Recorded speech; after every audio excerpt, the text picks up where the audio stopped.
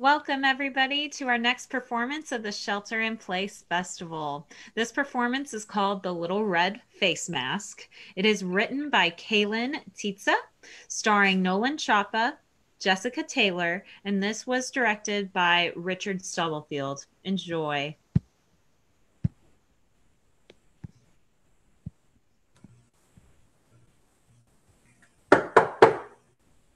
Grandmother?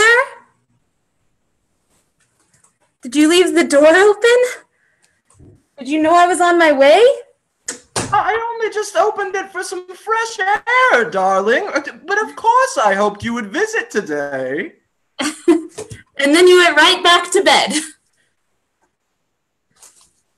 Mom did say you were running out of groceries. I hope you have some energy to cook. We weren't really able to get ready to eat things. I'm sure whatever you brought is fantastic, honey. Your voice sounds strange, too. Are you sure you haven't caught the virus? When was the last time you went out? Oh, I haven't been out in days. I've just been in bed with my crosswords, you know? Especially with your condition, it's a good thing. Especially now that everyone will be home. I should be able to stop by more often, so you won't need to go out. Thank you, darling. Just leave them on the table there. Wouldn't want you to get any germs in my bed in here. Mom baked some breast bread, made some fresh bread for you, now that she isn't working. We tried her first loaf. It was pretty good. This one looks better. She seemed more confident in it. That's good. I'm sure it'll be delicious if your mother made it. Grandmother, you know she can't cook. Do you remember the cookies last Christmas? I was surprised she even wanted to try to make bread. But were those your mother's? I thought your father made those. Interesting that you wouldn't remember that. My, what big eyes you have, and what big hands. They think that's a new symptom of the virus, dear. The swelling hands and eyes. I don't think so. Are you saying you don't remember what your dear grandmother looks like? I remember perfectly well what she looks like. You haven't washed your hands yet?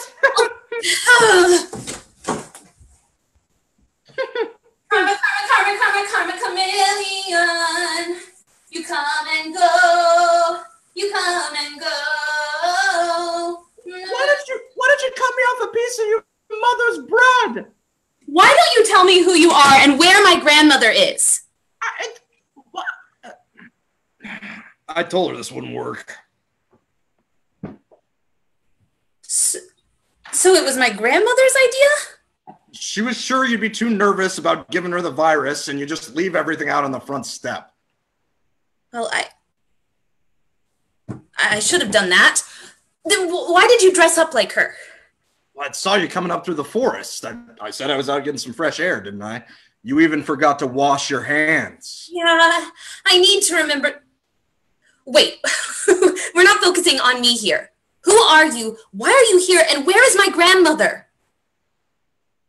Your grandmother is letting me stay with her during the quarantine. It's easy to get lonely, you know, and she normally has her bridge club and her walking group and wine club. And that doesn't answer my question.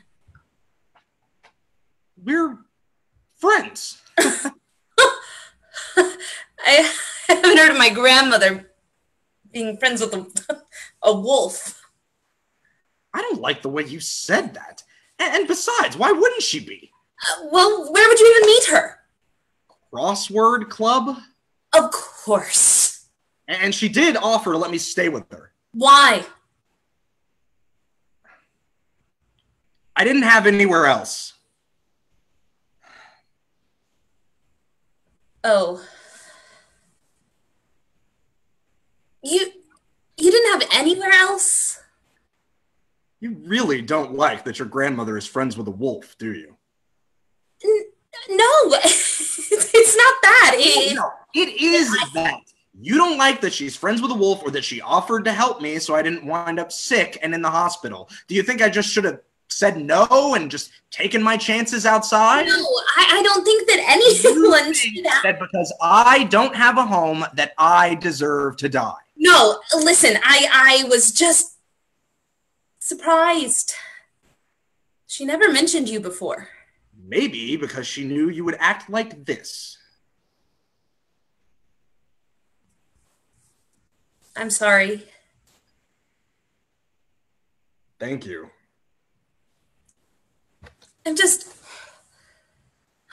I'm worried about her. She's old. Wait, where did you say she is? I didn't say. You didn't really ask. Yes, I did. It was the first thing I asked you. Oh, she's in the bathroom. Well, then why didn't you hide in the bathroom and she stayed in bed? She's getting the mail. Well, I would have seen her on the way in. She went for a walk in the forest. I came through the forest. A different forest. Where is she? She's out. Out where? She's helping distribute meals. What? At the market. They've been cooking meals for people that have lost their jobs and, the kids that are out of school. She wanted to help. They don't have that many people that can help. That doesn't mean that she should be helping. She's old and she's been sick. And the whole reason I came here was so that she wouldn't have to go outside and get sick. Doesn't she care at all if she gets it? She's taking a lot of precautions, That doesn't matter. No matter how many precautions she takes, she's still my grandmother, and I still want her safe. There are other people that can help out there that aren't at risk like she is.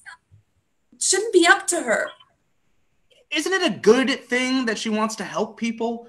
It means she's a good person. I know she's a good person, and I shouldn't be mad at her for wanting to help people.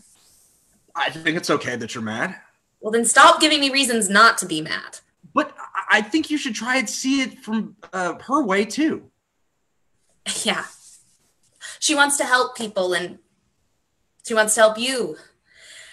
And I should be proud of her for wanting to do her part, right? She doesn't have a lot of money, so she can't donate that. But she can give her time and energy. She doesn't have kids to look after, so she doesn't need to worry about them while she's out doing this. And except for you, she lives alone, so she doesn't need to worry about infecting other people. Not as much as everyone else does. She doesn't have a job, so she doesn't have to work from home like my parents do, and she has hobbies, she has a home, so why wouldn't she want to help people who are worse off than her? I can see it perfectly fine from her perspective. But I think she needs to see it more from our perspective. She doesn't know what she's coming into contact with. She doesn't know what's in the air out there. If the other volunteers are sick, or if someone getting food is sick, she has to walk so far and something could happen to her on her way. Maybe one day she doesn't wash her hands often enough and she touches her face. And that's it. I wouldn't even be able to say goodbye to her. She's so selfless and helpful, and she thinks about other people before herself. And of course, I love that about her. But that's why I wish she was just a little bit selfish right now. That's fair. They're not letting families in the hospitals, you know? I mean, it makes sense they're not, but it's still. And the people are too sick for phone calls sometimes. If she got sick and I wasn't able to see her again, and she was just gone without anyone with her. And maybe she wouldn't even be able to tell us that she was sick, you know? Maybe she just stops returning my mom's calls, and it's because she's sick. She doesn't answer the door when we come visit, and we only find out after that she's gone. You can't keep thinking that. I can't stop thinking about it. I think you should tell her. What? That I'd rather someone else dies instead of her? I think most people feel that way. You think a lot of things. I've had a lot of time to think, just like you. I've offered to go with her, you know, so she has someone to walk with her back and forth with, and so they have some extra help, but she told me I shouldn't. We go to crossword club, but we met in a support group originally. I had cancer years ago, but even though it's been a long time that I've been in remission, I still have to go to the doctor every time I have a fever. So I'm probably a lot more likely to get the virus, and I'm much more likely to die from it. And of course, she's taking care of herself to make sure that she doesn't get sick. And she told me about her lupus, but because I know that she's so worried about me, I know that she's doing everything she can not to bring the virus in here. She's not being irresponsible, but I think it would hurt her more if she knew she wasn't doing everything that she possibly could to help people right now. So if she can cook for people, she's going to. If she can offer me a place to stay for now, she will. And she's going to keep herself healthy for herself and for us. And so she can help everyone more. You've known her a long time. I guess. In the scheme of things, it doesn't seem that long.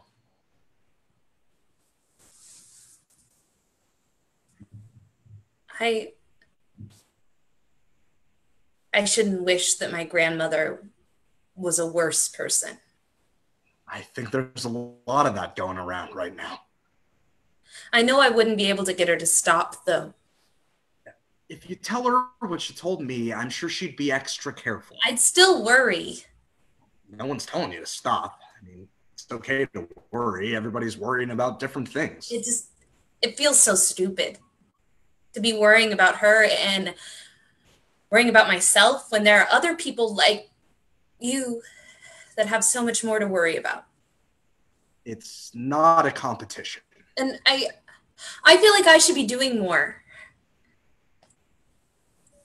because I don't have as much to worry about. Well, it might help you if you have something to do.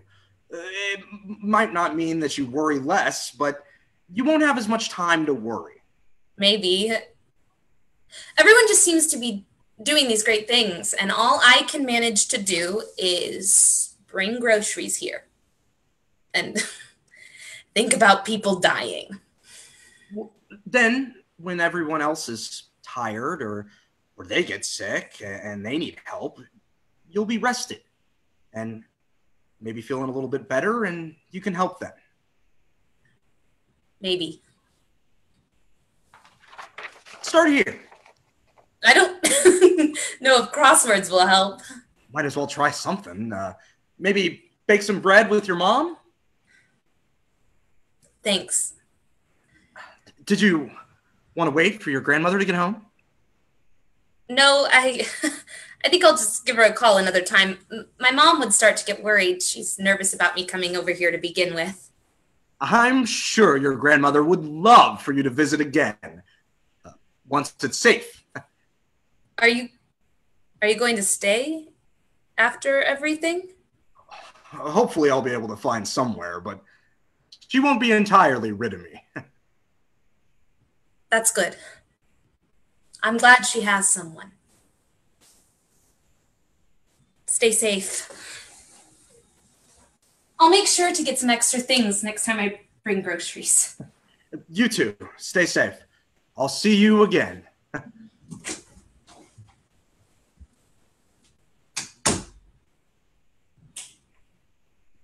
Fantastic job, actors. Great job to the director, Richard.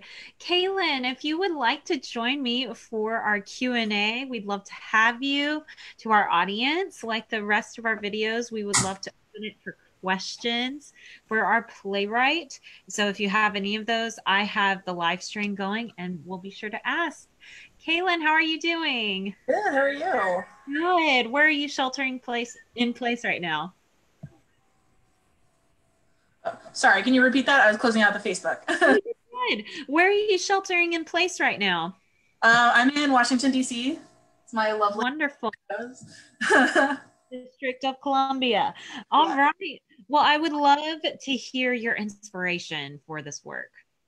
I was just kind of thinking of like other things that involve quarantine because I really like drawing like inspiration from other like creative works. So I was thinking like what else involves like visiting people and like having to stay separate for some reason. The first thing to pop into mind was Little Red Riding Hood. I was like, well, what if she goes to her grandmother's house and the wolf is there? It's like, but I didn't want there to be like eating people. So it's like, okay, why would the wolf be there? Why would the grandmother not be there? And it kind of just all came out of that. I love that. And how did you come up with the wolf and the grandmother scheming together? Because that's typically not how Little Red Riding Hood goes. Talk to me a little bit about that. It was kind of just like in the development of the wolf's character and that sort of like wise man kind of hidden deep inside of him. And the grandmother, like, why would she be out of the house? My first thought was like, well, she's probably going to help people because like, even if other people see her in need of help, she sees other people that need it more. So that was kind of where I was like trying to figure out how to get all the pieces in the right place was to like have them working together to figure out a plan so that they could, sorry. No, you're good. So that they could get like where they need to be.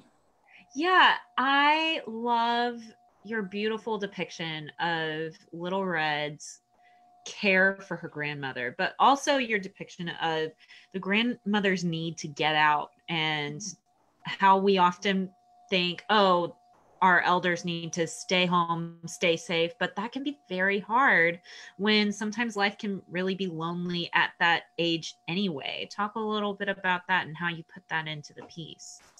I was just thinking about sort of like my own fears and things I've talked to other people about. Like I talked to like people in my family that are on the older side and I'm like really worried about them. And they're just like, oh no, I'm fine. Like, I'm just like, I go for walks every day. I'm doing this. I'm just like, okay.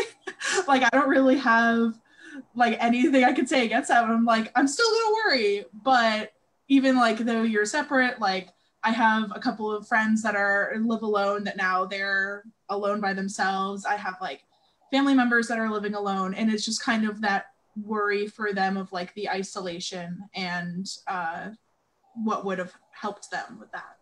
Yeah, we have a comment. Lindy Wade said, loved this. Such a fun take on the Little Red story. And I love how you got into just bringing what is going on in our time into a fairy tale, a classic fairy tale. What do you usually write?